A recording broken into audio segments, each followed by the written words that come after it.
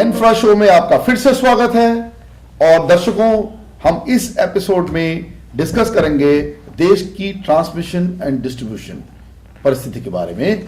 और मैं आपके साथ हूं professor A G Iyer, editor and publisher of Enertia एवं president Enertia foundation and president renewable energy promotion association. आज हमारे साथ फिर से गेस्ट हैं, बड़े अहम गेस्ट हैं जो हमारे साथ लास्ट एपिसोड में भी थे, हमने पावर जनरेशन डिस्कस किया था। और हमारे साथ जो हैं श्री राजीव श्रीवास्तव, और राजीव श्रीवास्तव साहब एक्स ईडी बीएचएल हैं, और इन्होंने मैंने अब जैसे आपको बताया कि ये पावर सेक्टर के अंदर सबसे अच्छे काम किए वो हस्ती हैं देश के। और उसके अलावा हमारे साथ मूर्ति साहब हैं। मूर्ति साहब ने अपना ट्रांसमिशन, डिस्ट्रीब्यूशन और हाइड्रो सेक्टर में बहुत समय बिताया, टीएनडी में काफ़ी समय बिताया जब ये एस्ट्रॉम के साथ थे। और तीसरा मेरे बाईं ओर मेरे दोस्त हेतल मेहता और गुजरात से आए हैं। हम गुजरात के बारे में काफ़ी बातें इनसे कर रहे हैं कॉन्स्टेंटली प्रोग्राम में, आप लोगों को समझाने के लिए कि गुजरात क्यों उस परिस्थिति में अलग है। तो ये बात अभी भी कंटिन्यू होगी ट्रांसमिशन डिस्ट्रीब्यूशन सेक्टर में। Welcome to all of you sir on this show. तो शुरुआत करते हैं इस बात से कि देश के साथ हमने क्या प्रॉमिस किया और क्या छल हुआ इसके साथ। आपको बताना चाहूंगा कि जब 10 साल पहले जब यूपीए गवर्नमेंट फॉर्म हुई थी तो देश के साथ एक बात हुई थी। एक तो मैंने जब बताया था पावर फॉर ऑल बाय 2012, मतलब हर नागरिक को बिजली देने का वादा किया गया सन 2012 में। लेकिन हर नागरिक छोड़िए, इंश्योर किया गया कि ज्यादा से ज्यादा आदमी लोग, औरत लोग और इस देश के नागरिक बिजली से वंचित हो जाएं। पावर फॉर ऑल बन गया पावरलेसनेस फॉर ऑल सन 2012 में। अब उस नारे को छोड़ दिया गया है। दूसरी परिस्थिति है कि हमने प्रॉमिस किया कि हम 11वीं पंचवर्षीय योजना के अंतर्गत और उसके समर्पण तक हम देश की ट्रांसमिशन एंड डिस्ट्रीब्यूशन लॉसेस को हम 15% के नीचे लाएंगे। ये 11वीं में नहीं हुआ, 12वीं में भी ये नहीं होगा, क्योंकि इस वक्त मेरे ख्याल से अब देश की जो ट्रांसमिशन डिस्ट्रीब्यूशन लॉसेस एवरेज हैं पूरी 29% है। ये सरकार की फिगर है, मैं इसको मानता नहीं हूँ क्योंकि इससे ज़्यादा भी हो सकती है, क्योंकि हमारे हिसाब से आंकड़े 35 तक भी जा सकते हैं, 34-35% तक। लेकिन एक मिनट हम मान लेते हैं कि जो सरकार कह रही है कि सही है। तो ये पिछले 10 साल पहले इनको 15 के नीचे आना था, अभी तक 29 में बैठे हैं सर। गुजरात 15 के नीचे चला गया। गुजरात तो विनर है एनर्शिया अवार्ड्स का, पिछले 6 साल से कंटिन्यूस विनर है। कई मामलों में एक मामला ये भी है कि ट्रांसमिशन डिस्ट्रीब्यूशन लॉस गुजरात में सबसे कम है। इसके बारे में, गुजरात के बारे में हम हेतल से पूछेंगे, लेकिन देश की परिस्थिति के बारे में आपसे पूछना चाहूंगा ये क्या है। और आप थोड़ा सा बताइएगा श्रीवास्तव साहब कि बाकी राज्यों का क्या हाल है। गुजरात की हम पूछेंगे हेतल भाई से, लेकिन बाकी राज्यों का क्या हाल है, बोलिए। आपने जैसा कहा यहाँ कंट्री के AT&C लॉसेस, जिसमें कि दोनों चीजें हैं, theft and technical losses. As you said it's close to 30%. The target was to bring it to 15%. और in the 11th plan, in the 11th plan आज हम 12वीं पंचवर्षीय योजना में, 12वीं पंचवर्षीय योजना में है। और आप देखिए तो it is a direct impactor on investment coming into the power sector. बिल्कुल। तो देश में जो पावर सेक्टर में जो निवेश होना चाहिए वो नहीं हो पा रहा है इस परिस्थिति से, श्रीवास्तव जी कह रहे हैं। हाँ, बताइएगा, आगे बताइएगा सर। जो हमारे ये लॉसेस के बारे में बताइएगा। आपने कुछ स्टेट्स की का जिक्र करिए जिनको बहुत बुरी हालत है। स्टेट वाइज आपने एक फिगर दिया था अभी, गुजरात 15% के आसपास है। हाँ, उससे नीचे ही है। बल्कि as compare to that we have Bihar which is at 47.5%। 47% बिजली की चोरी हो रही है बिहार में। देखिए, बिहार डेवलपमेंट की बात करते हैं, वहां के नेता बोलते हैं कि हमने बिहार को बहुत मतलब उभारा है हर चीज से। परिस्थिति देखिए, आज आपके सामने फिगर है, बैठे हमारे एक्सपर्ट बता रहे हैं 47.5% टीएनडी लॉसेस। मतलब अगर 100 मेगावाट बिजली बन रही है तो तकरीबन 45.7 मेगावाट की चोरी हो रही है। बताइए सर, ये चोरी हो रही है क्या कहें, या टीएनडी नेटवर्क में लॉसेस हो रहे हैं। तो ये तो चोरी कही जाएगी सर। लेकिन ज्यादातर नेटवर्क की लॉसेस तो 5-6%। बिल्कुल आप सही कह रहे हैं कि नेटवर्क लॉसेस तो नॉमिनल होते हैं। इसको तो आप थेफ्ट एंड पिल्फरेज नहीं कह सकते सर, टीएनडी नहीं कह सकते, थेफ्ट एंड डेकॉइटी हो जाएगी सर। ये theft and dacoity, my friends, theft and dacoity हो रही है बिहार के अंदर। बिजली की थेफ्ट एंड डेकॉइटी कैसे आएगा ये राज्यों पर? इस तरह की अगर नेतागिरी करेंगे तो कैसे आएगा ऊपर, बताइएगा। मुझे लग रहा है आपने स्टेट वाइज मेंशन किया सिर्फ 2 states, which is Gujarat and Delhi. Delhi, after the privatization of power, have brought down the aggregate transmission and distribution losses to commercial losses to about 15%. ये दो states के अलावा मेरे हिसाब से कोई भी state ने ये objective नहीं fulfill किया, and most of them are at double the figure. They are in the range of around 30%, and as I said, इससे भी ज़्यादा के states हैं, बिहार तो 50% के आसपास ही है. तो यूपी की क्या परिस्थिति है सर? यूपी के कुछ फिगर्स हैं हमारे पास? यूपी का इस वक्त मेरे पास रेडली नहीं होगा, लेकिन मैं बताना चाहूंगा यूपी की भी कोई हालत इतनी अच्छी नहीं है. अगर बिहार की 45% है, यूपी में भी 40% के तकरीबन बिजली की चोरी की जा रही है. ये दर्शकों को बताना चाहूंगा कि केवल बिहार नहीं इस हालत में है, यूपी में भी यही काफी बुरा हाल है. और कुछ और अच्छे स्टेट हैं. मैं मूर्ति साहब के पास जाना चाहूंगा. मूर्ति साहब, तमिलनाडु का लॉस हमने सुना आपसे, जब हम अलग से आपसे बात करते चैनल पे नहीं, तब आपने कुछ फिगर्स बताई थे. तमिलनाडु ने कम किया, इसका बताइए. Tamil Nadu is about 16%. They are doing lot of work on the. लेकिन तमिलनाडु तो 3 साल पहले करीब 22% था, ये 16% पे आ गया. यस, तो मतलब बड़ा अच्छा काम हुआ है मतलब तमिलनाडु में. Very good work has been done in Tamil Nadu, which is being accepted by even the financial institutions which are able to fund the projects coming up in the Tamil Nadu. Andhra का क्या कहेंगे सर? आंध्र के भी कुछ फिगर्स अच्छे हैं? Andhra figures were also comparatively good after they have distributed मतलब 17-18% के around 17-18% के आसपास है उसका फिगर भी. So these are the states in the south which are doing well. So it's they are coming down. They have problem of the theft has come down heavily in these states. There is no theft virtually, I can say, except the most of the losses will be coming up from the agriculture reforms in these areas. That once they are able to control the agriculture reform for theft on the or overrating, what I call it, if that is controlled, these losses will come down further in these areas from the agriculture sector. So these two states are doing very well for the south. तो हेतल भाई के पास जाएंगे, जो मैंने आपको promise किया था. हेतल भाई, गुजरात में क्या उसने क्या अलग रोटी खाते हैं, क्या अलग आटे की रोटी खाते हैं, कि वहाँ अलग चोरी कम हो जाती है, ये सब कुछ कम हो जाता है? क्या क्या मैजिक क्या हो रहा है गुजरात में? शायद रोटी ही कुछ अलग आटे की है. सही बात है. कौन सा आटा है ये? तो गेहूं तो हम लोग भी सब वही खा रहे हैं. यही आटा हमें पूरे देश में उगाना है, खाना है, खिलाना है. देखो, सबसे पहले जो हम बात कर रहे थे, अगर मैं बात करूं तो गुजरात में जहां से मैं आ रहा हूं, मेरे प्रोविंस में, the TND losses is one of the, you can say minimum. 2 minute कहना चाहूंगा दर्शकों, ये सूरत शहर से आते हैं. सूरत शहर इस वक्त देश का सबसे वेल प्लान्ड, सबसे साफ सुथरा और सबसे न्याय स्वरूप और न्याय को मानने वाला शहर माना जाता है. सूरत से बताइए. चलिए सर. तो मेरे जो डिस्कॉम है दक्षिण गुजरात वीज कंपनी लिमिटेड, आज उसका TND इज अराउंड 9.37%. बिल्कुल सबसे लोएस्ट देश में.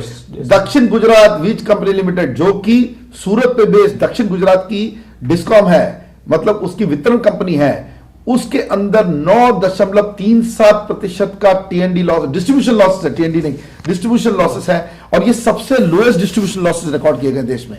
ये कह रहे हैं. और जो आगे की हम बात कर रहे हैं, तो वहां के जो ऑफिसर्स है, वो चाहे वो पॉलिटिशियंस हो, चाहे कोई भी हो, उसको अंदर करने में डरते नहीं है. बिल्कुल सही कहते हैं कि गरीब आदमी का अमीर आदमी हो, चोरी करे, अगर नेता चोरी करे तो उसको अंदर डाल दिया जाएगा. ये कह रहे हैं हितल भाई. हितल भाई, ऐसा कुछ हुआ था या ये खाली बातें हो रही हैं? ऐसा हुआ है? ऐसा पास्ट में हुआ है, और उस टाइम पे न कोई पॉलिटिकल विंग ने भी उनको छुड़ाने की कोशिश की. मतलब अरेस्ट हुआ, वारंट इशू हुआ, अरेस्ट हुआ, उसके ऊपर न्यायिक कार्यवाही की गई. बिल्कुल. और जब पैसा दिया गया तब बिजली वापरने दिया गया. सही है, बिल्कुल. सुनिए दर्शकों, जब गुजरात में एक मंत्री लेवल के पर्सन ने चोरी किया, हम नाम नहीं लेना चाहेंगे, वो भी नहीं लेना चाह रहे, लेकिन जब हुआ तो उसके ऊपर रेड हुआ, कोई सपोर्ट पॉलिटिकल नहीं मिली, ऑफिसर्स ने बिल्कुल हिम्मत से उनके साथ कार्रवाई करी और रिकवरी करी. ये बात दूसरे स्टेट्स में भी होना चाहिए. अपार्ट फ्रॉम दैट, अच्छी खासी टेक्नोलॉजी का यूज का हमने ऑलरेडी प्लान किया है वहां. सो मिनिमम जो ट्रांसमिट एंड डिस्ट्रीब्यूशन लॉस है वो कैसे कम हो, उसके ऊपर पूरा फोकस पूरी डिस्कॉम का है आज की तारीख. इसमें हम एक बात बोलना चाहेंगे, गुजरात पहला स्टेट था जिसने फीडर मैनेजमेंट और फीडर बाइफरकेशन जो किया, जो कि सिंगल फेज सप्लाई की. इसके बारे में थोड़ा बताइएगा कि ये गुजरात पहला स्टेट था जिसने किया, उससे काफी फर्क पड़ा. नहीं, डेफिनेटली फर्क पड़ा. यही टेक्नोलॉजी का अगर हम यूज करें तो उसमें फर्क पड़े ही. Now see again we will talk in some other day also about the smart grid technology और व्हाटएवर. वो तो फ्यूचर है. हाँ, वो तो हम जान रहे हैं. उसमें भी अभी क्या है, लेकिन हम बिना इसके भी आईटी से भी हम गुजरात कर सकते हैं. That is telecom lines are already there.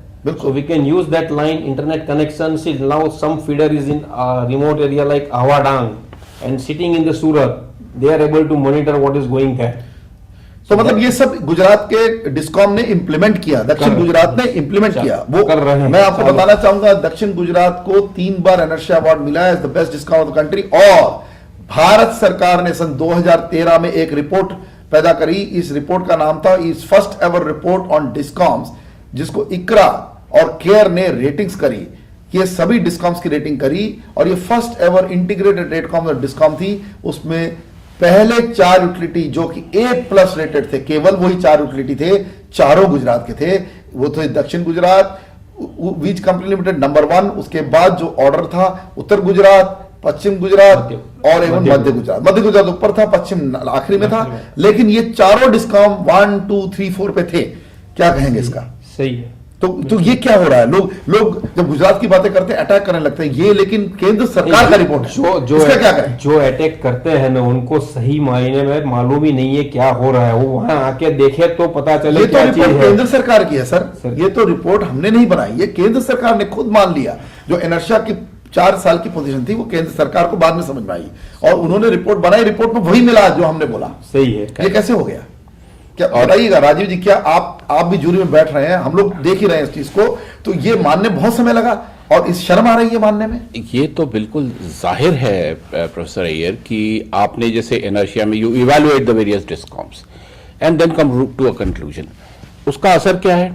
After all, the DISCOM is supposed to meet the needs of the industry, the need of the agriculture and need of the domestic consumer. The outcome is that if you see the power deficit country-wise, और मेरे पास 12-13 के figures हैं, बिहार का deficit 22.5% deficit. In other words, the public doesn't get that much. हाँ, मतलब ये भी आप बेस लोड के डेफिसिट बता रहे हैं, ये पीक डेफिसिट नहीं है ये। हाँ, ये पावर डेफिसिट, एनर्जी डेफिसिट है। बिल्कुल मैं समझ रहा हूँ। Maharashtra is about 7%. Delhi, which is the capital of the country itself, is about 5% in 12-13. Maybe it has the figures have undergone some changes. In 12-13, the only state which was surplus was Gujarat. Right. It's a direct outcome of how you manage your DISCOMs. Absolutely right. If you see the profit of these utilities, as against a loss of almost 1300 crores, 2011 के figure हैं, I may be allowed some variation plus minus. इस वक्त मैं दर्शकों को बताना चाहूंगा कि देश के डिस्कॉम्स की एक्यूमुलेटेड लॉसेज तकरीबन 5 लाख करोड़ तक पहुंच चुकी है। हाँ। बहुत विफल परिस्थिति है, बोलिए। और एक साल के मैं आपको लॉसेज बता रहा हूं, 2011 के। समझ गया। हो सकता है इस वक्त थोड़ा सा उससे वेरिएशन हो। बिहार के जो लॉसेज थे दैट वाज 1350 crores रफली। Maharashtra was about 900 crores losses.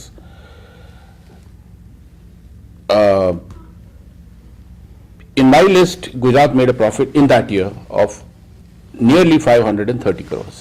Great. So in fact, I want to tell here, in fact, I want to just interject here, कि Gujarat has been making constant profit in its discoms for the last 5 years. Average profit. Maybe I would say if we take individually, maybe some discoms are making losses, but the overall Gujarat scenario is profitable. Yeah. इसका outcome ये होता है कि एक तो on one hand the public gets the power that it requires, and the other outcome is when you want to add capacity, then every bank will look at the bank how secure that investment is. If the ultimate buyer of the commodity, which in this case is power, and if the DISCOM is in a precarious condition, it will directly impact the upstream generation addition in that state. And I think the good distribution reforms that Gujarat and which Shetal Bhai explained have resulted in this power surplus situation today in Gujarat. Great. On this note, I want to take a short break. एक छोटा अल्प विराम और आपके साथ फिर हाजिर होंगे ट्रांसमिशन एंड डिस्ट्रीब्यूशन डिस्कशन में एनफ्रा शो में। Professor Iyer here. एक छोटे से अल्प विराम के बाद।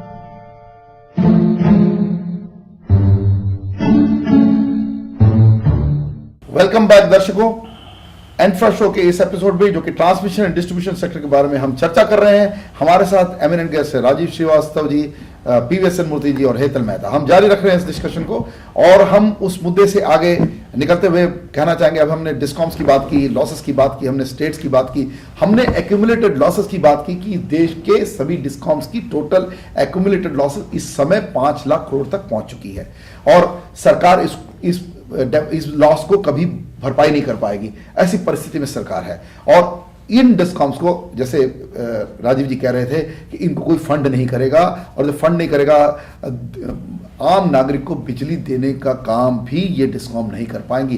क्या हम बैड टू वर्स जा रहे हैं? क्या ये परिस्थिति बैड टू वर्स है sir?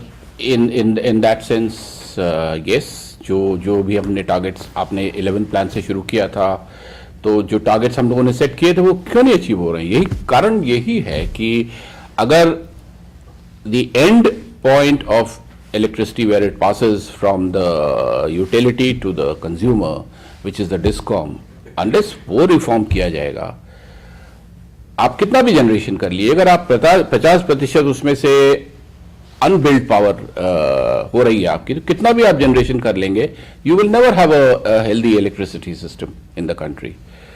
So therefore distribution reforms are paramount for the health of the power sector, right up to generation, be it hydro, be it coal, or be it gas, or be it nuclear. But ultimately, the buyer has to pay the supplier, which is the DISCOM. नहीं, आपकी बात बिल्कुल सही है, लेकिन हमने जो देखा है इसकी पॉलिटिक्स इतनी खराब है, जो इकोनॉमिक्स की जगह जो पॉलिटिकल सिचुएशन है। अभी हमने दिल्ली में देखा, जब आम आदमी पार्टी में केजरीवाल जैसे लोग जो मुख्यमंत्री बने उस समय अपनी पावर का एकदम मिसयूज कर रहे थे। उन्होंने कहा कि हम 50% डिस्काउंट दे देंगे, फिर बड़ा बेवकूफ बनाया लोगों को, हम तो 50% केवल 300 यूनिट के जो कंज्यूमर्स उनको दिया। ये बात नहीं कही गई और पहले जो कहा गया कि हम आपकी बिजली के बिल 50% कम कर देंगे। मेरे को समझना मूर्ति साहब से, जो दिल्ली में रह रहे हैं, नोएडा में रह रहे हैं, कि इस तरह की बात कह के, चाहे वो पढ़े लिखे पॉलिटिशियन जैसे केजरीवाल हैं या कोई दूसरे अनपढ़ हैं या कम पढ़े लिखे हैं या समझते हैं, जो इस तरह की जो पावर पॉलिटिक्स कर रहे हैं कि पब्लिक को फ्री बिजली दे देंगे, सस्ते बिजली दे देंगे, इसका क्या करें? इतनी बड़ी लॉसेस डिस्कॉम कर रही हैं और दूसरी तरफ इस तरह की बातें कर रहे हैं। This is one of the major mistakes of a political party like AAP. What you're calling the AAP has gone beyond the limitations of understanding the balancing of when you produce something, you buy something, you have to pay for it. If you're going to the market, you buy a vegetable, you pay it. So the need by the politicians to make everybody understand when they're buying something, they want some facility, they have to pay for it. You see, this is one of the biggest mistakes which has happened in this country. If you want to control, one is the theft. Theft is the control to be controlled by political will. Then only things will happen. The second one is education for everyone, that they have to pay for the water or for the electricity which they are utilizing for their daily needs. And in a state like Delhi and NCR, where if there are amount of power cuts, do you know what is the rate people pay for their running their systems on a DG side? 18 rupees, 19 rupees. Yeah, now it will be 20 rupees. 20 rupees. Diesel price will be up. Can't you know, imagine अभी जो ये हमारे अगर Russia का जो और इनकी लड़ाई हो जाएगी तो ये पता नहीं भाव 25-30 रुपए हो जाएगा। ये देखिए विश्व की एक परिस्थिति, हमारी इतनी बुरी हालत है इस वक्त, यार on such a thin line कि अगर छोटी सी भी चीज हो जाए तो हमारा इतना नुकसान होगा। भारत देश जैसा देश जिसमें 1.2 बिलियन की आबादी है, 1.2 अरब की आबादी है, उसका सबसे बड़ा नुकसान होगा। तेल की खपत सबसे ज्यादा ये देश कर रहा है और उसका बहुत बुरा हाल होगा। यही बता रहे हैं मूर्ति साहब, जारी रखिए मूर्ति साहब। And with that, you see, if the people are able to pay 80 rupees per unit, why can't they pay the normal price which the government utilities asking so for? So why our people are being misled and they are being told 1 or 2 rupees की लड़ाई कर रहे हैं? Absolutely, it's a fight is for 1 rupees, 2 rupees, and the people have been just taken for a ride. That's what the whole thing about it. At the end of the day, it is up to March. 1st April, the rates are going to be normal. That's what they have been announced for this. Right. And so it's all politics. Right. How to get the votes. It's becoming vote bank parity. But मैं इसमें थोड़ा सा मैं एक थोड़ा दूसरा पक्ष लेना चाहूंगा, क्योंकि हमारी डिस्कशन अब ऐसी हो गई है कि हमें फिर दूसरा पक्ष भी लेना पड़ेगा कि ये तो ठीक है, अभी टाटा जैसे अच्छी कंपनियां हमने भी इवैल्यूएट किया कि जो केजरीवाल बोल रहे हैं वो तो कंप्लीटली दाएं बाएं बोल रहे हैं, क्योंकि उन्होंने टाटा को चोर बोला, रिलायंस को चोर बोला, लेकिन एक रिलायंस के बारे में बोलना पड़ेगा, वो आपके साथ ये डिस्कशन करना पड़ेगा, क्या ऐसी बात नहीं है कि रिलायंस थोड़ा लेस ट्रांसपेरेंट है और अपने एरिया में थोड़ी प्रॉब्लम आ रही है? हेतल भाई, इसमें हम हेतल भाई को सुनेंगे कि इनका क्या कहना है। देखिए, ये बात हमें सोचनी चाहिए कि ये सारा का सारा जो आक्रोश है बम्बई में हुआ, दिल्ली में हुआ, और कुछ ऐसी बातें होंगी, कुछ कंपनियां हमारी ये मोनोपोली में नहीं है, क्योंकि हम बोले कि प्राइवेटाइज कर दिया, लेकिन जो टाटा है टाटा ही बेच रहा है, जहां रिलायंस खड़ा है रिलायंस ही बेच रहा है। कंज्यूमर को चॉइस किधर है बताइए? टेलीकॉम में आज मैं मोबाइल सर्विस लेना चाहूं तो मैं नंबर ट्रांसपोर्टेबिलिटी कर सकता हूं, मेरा मीटर कोई ट्रांसपोर्टेबल नहीं है। क्या ये बात क्रिटिसिज्म नहीं आएगी क्या हमारी? नहीं, वो सही है, ये होना चाहिए। और मेरे ख्याल से इलेक्ट्रिसिटी एक 2003 में हमने ये बात बोली है कि ये कर सकते हैं पोर्टेबिलिटी, लेकिन अभी तक वो ये देश में हो नहीं पा रहा है। क्यों? हम कंपटीशन क्यों नहीं इंट्रोड्यूस कर रहे हैं? क्योंकि it is not, there is no wheel of political wheel चाहिए ये सब करने के लिए। अगेन हेतल भाई पॉलिटिकल गवर्नेंस में आ गए। देखिए आपको बड़ी इंटरेस्टिंग बात कह रहा हूं, क्योंकि मैं ये सवाल इसलिए पूछा कि सूरत के अंदर एक प्राइवेट डिस्कॉम जो कि आप हैं और उसी एरिया में डीजीवीसीएल है, तो इनके साथ कम से कम समानांतर कंपटीशन तो नहीं, अपने अपने एरिया है, परंतु एक तरह का आदान प्रदान, एक तरह का समझना कि किसकी भाव कितने, तो एक तरह से एक प्रेशर तो है बिल्कुल है। तो बिजली के भाव कंट्रोल में रहते हैं इस तरह के कंपटीशन देख के ही हमें जहां तक पता है तो एक समय पे टोरेंट और डीजीवीसीएल के बीच में बड़ा मतलब आंदोलन, लोक आंदोलन चल रहा था। बिल्कुल, तो उनको देख के ही डीजीवीसीएल के ऑफिसर को भी मोटिवेशन मिला कि नहीं, हमें काम करना चाहिए। मतलब एक तो क्वालिटी स्टैंडर्ड की मेंटेन करे, ग्रिड रिलायबल करे, 24/7 इलेक्ट्रिसिटी दे और भाव को भी बिल्कुल बैलेंस में रखे, तो कंपटीशन इंट्रोड्यूस होगा। मेरे को राजीव जी से पूछना है, राजीव जी आपको नहीं लगता कि हमारी ये बिजली की जो कंपनियां कुछ प्राइवेट सेक्टर की, ये सच मायने में ये भी थोड़ी कल्प्रिट है इसमें, इस तरह के परसेप्शन क्रिएट करने में?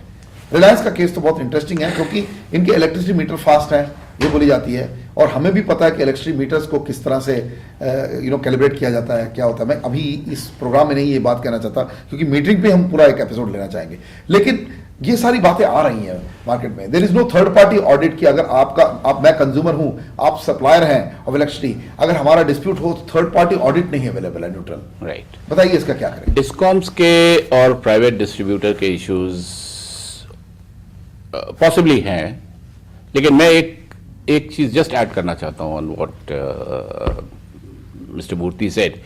ही सेड इस पावर डेफिसिट का क्या नतीजा हो रहा है कि आप 18 रुपए से 20 रुपए में एक हाईली पोल्यूटिंग बिल्कुल डीजल से बना हुआ बिजली आप यूज कर रहे हैं। एक point I will add to what he said, it is also causing the spread of inverters. This is very important, spread of inverters. And professor साहब, you must be knowing these inverters typically guzzle 30% of all the energy that it absolutely consumes. Because they are coming in the other period and consuming for a later period. So now imagine it's adding to the 30% greater losses to the system, and the consumer also pays for it. It's a wasteful loss. That is why but उसके बाद option क्या है? while I agree उसके पास देखिए option यही था जो 2003 में जो इन्होंने कहा कि इलेक्ट्रिसिटी एक्ट जब लाया गया था, the idea was to separate the political system from tariffs, right, और उसकी वजह से it was completely brought out of the domain of the governments, of the political bosses, and made into an independent regulator with a independent decision making capability. Now if you do this and either you meddle into the affairs of the regulator or you give it through some other means of subsidy. नहीं sir, लेकिन इसमें sir एक छोटी सी बात मैं थोड़ा सा आपका रोकना चाहूंगा कि ऐसा नहीं है, हमारे रेगुलेटर तो पूरे पॉलिटिकल कंट्रोल में है। आज आप देखिए, अभी तो केंद्र सरकार में भी जो रेगुलेशन आ रही है, रेगुलेटर तो पूरा का पूरा बिना सोचे समझे काम कर रहे हैं। हमारे यहाँ स्टेट रेगुलेटर, अभी मैं आपको बता रहा हूं कि महाराष्ट्र के अंदर ही रेगुलेटर तो आधा टाइम मंत्री उसको कंट्रोल कर रहा है। तो हम कैसे कह सकते हैं कि कंज्यूमर या जो बॉडी होगी या कोई होगा वो कैसे ट्रस्ट करेगा इसको? वो तो समझेगा कि रेगुलेटर तो मिला हुआ है डिस्कॉम के साथ। ऐसी परिस्थिति उत्पन्न हुई है। तो मैं यही आपसे आग्रह कर रहा था कि पॉलिटिकल सिस्टम से जब तक ये सेपरेट नहीं होगा, बिल्कुल political control in appointment of regulators, the tariff, what about the appointments of regulator? It is through political Appointments means. is a very, very big question mark in this country. Because if They you keep appoint- doing it, Yes, आप जो and quasi judicial body के अंदर आप जिसको ला रहे हैं वो political appointee हो, तो मेरे को बताइए कैसे रिफॉर्म्स आएंगे? And I would not disagree with you that most of the regulators are not doing the job at the effectiveness that was anticipated in 2003. But as much as we are to blame the regulator, we are also to blame our political system for what is going on. Now, what does this mean? This means that if you are giving a subsidy, you are either taking it away from some other development Yes. fund, as in Delhi, some 200 odd crores, it has to come out of education or infrastructure or healthcare. Somewhere it has to come out because you only have a finite budget. So in a way, you're robbing Peter to pay Paul. Yes, That's what you're saying. yes, that is the, and secondly, I'll just rewind to what I said just before the break, that as financial institutions, we invariably look at the health of the DISCOM and the political interference to evaluate this risk. It's a very dangerous proposition to be meddling at the political level for reasons which are very evident into the tariff structure of DISCOMs. Definitely, the regulator system has to be made more transparent and more independent. Which was then we say? Yeah. So you know, there are very clear issues like recently what happened is, although we have a very good officer at MERC, we remember that the past officer, VP Raja, who was the regulator, he was at vertical tiff with Ajit Dada Pawar, who was the Deputy Chief Minister of Maharashtra. And we know the kind of spat they had in the public domain, that the minister has gone on to use unparliamentary language to describe the work of Mr. Raja. But Raja did not budge, and later on he was removed. And then when there was no regulator in between, now we hear one of the best officers, Chandra Iyengar, is there. But then it's very clear that her appointment is also mired in controversy. Because even an appointment of good officer is mired in controversy. How do we change such situation? Maharashtra state with the highest capacity. In fact, the Maharashtra's generation company is only second to NTPC, and this is the type of controversy we have in that state in the distribution sector. How do you work in such an environment? The appointments are definitely political. Yes, the appointments are, and some of those rare regulators, as you said, Maharashtra stood up to the political system. The Delhi regulator also initially objected to the 50% cut in tariff, but they were overruled by giving a subsidy. And as I said, that subsidy has no place in our system. We have to provide for subsidy if we want, upfront. Given the fact that and it has to be given upfront. Upfront. No one is giving upfront. That's right. No one is giving upfront. But even if you are giving upfront, it has a very bad cascading effect on the macroeconomy in terms of fiscal deficit, in terms of other core sectors of the economy, and in terms of attracting investment into the power domain. So, दर्शकों, मैं ये कहना चाहूँगा कि हम almost fag end of this programme आखिरी में पहुंचे हैं, और मैं अपने तीनों गेस्ट को धन्यवाद देना चाहूँगा उन्होंने कहा, और एंड करना चाहूँगा कि अगर देश की इलेक्ट्रिसिटी सेक्टर को अगर हमें आगे लाना है तो डिस्ट्रीब्यूशन सेक्टर का रिफॉर्म हमें आगे ले जाना है. रिफॉर्म खाली शब्द नहीं होगा, इसको ग्रास रूट पे करना पड़ेगा.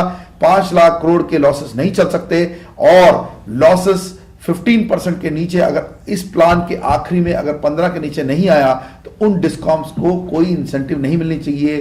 किसी प्रकार से अनबंडलिंग करके इसको लाना पड़ेगा. उसके अलावा कंपटीशन इस सेक्टर में लाना पड़ेगा कि कंज्यूमर के पास जैसे टेलीकॉम में अपने सर्विस की चॉइस हो, वो चॉइस हमें अपने कंज्यूमर के ट्रस्ट को लेने के लिए और उसको अपने साथ लाने के लिए करना पड़ेगा.